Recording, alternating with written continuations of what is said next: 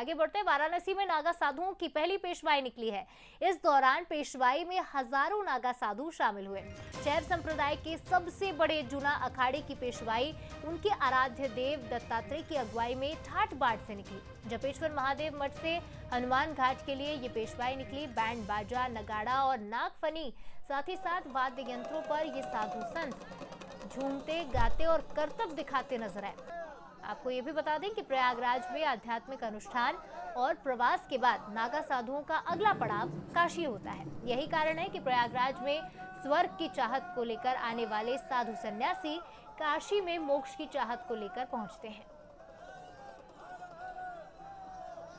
प्रयागराज के बाद नागा साधु सन्यासियों का कुंभ अब काशी में लगने जा रहा है और मौजूदा तस्वीरें भी उसी की प्रतिरूप को शो करती हैं। ये जो शैव परंपरा के मानने वाले जो सबसे बड़ा अखाड़ा है वो जूना अखाड़ा है और उसी अखाड़े के परंपरा के अनुयायी प्रयागराज में स्वर्ग की प्राप्ति के बाद अब काशी में मोक्ष की प्राप्ति की चाहत को लेकर अब काशी की ओर रुख कर रहे हैं। और यहाँ से थोड़ी दूरी पर ही हनुमान घाट है, जहाँ पर पंचदश जूना अखाड़ा का सबसे बड़ा अखाड़ा, जो 13 अखाड़ों में सबसे बड़ा अखाड़ा है, उसका मुख्यालय है। यहाँ पर वो आएंगे, बाकायदा आगे की क्या प्लानिंग है उनका चुनाव होगा।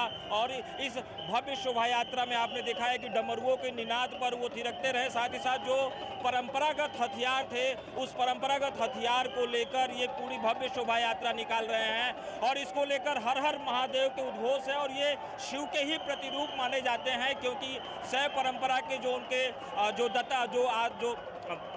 जो पुरुष है वो दत्तात्रेय भगवान है। और दत्तात्रेय कहा जाता है कि स्वयं शंकर के स्वरूप होते हैं और शंकर के स्वरूप होने के कारण से ही इनकी जो मान्यता है। और ये बाकायदा महाशिवरात्रि तक काशी में रहेंगे। अब से ही जाने के बाद वो माघी पूर्णिमा पर स्नान करेंगे, उसके बाद भस्म की होली खेलने के लिए रुके रहेंगे और बाकायदा महाशिवरात्रि के दिन यानी जब बाबा का बारात निकलता है, बारात निकलने वो बारात में भी शामिल होते हैं और शामिल होने के बाद वो अपने अपने गंतव्य को भी रवाना होते हैं। तो मौजूदा तस्वीरें हैं, पुलिस प्रशासन भी पूरी तरह से चाक चौबंद है। आप देख सकते हैं तस्वीरों में भी कि पुलिस की जो फ्लीट है वो इस शोभा यात्रा के पीछे निकली और लगभग 2 से 2.5 किलोमीटर लंबी शोभा यात्रा रही। और हर कोई जो सनातनी में विश्वास रखता है, सनातन धर्म में, हर कोई इस झलक को पाने के लिए काफ़ी बेताब था। लगभग 4 से 5 घंटे तक वो सड़क के किनारे खड़े रहे और उसी झलकी का इंतजार करने के बाद अब वो उनका काफिला वो हनुमान घाट की तरफ जूनागढ़ का जो मुख्यालय है वहाँ पर पहुँचता हुआ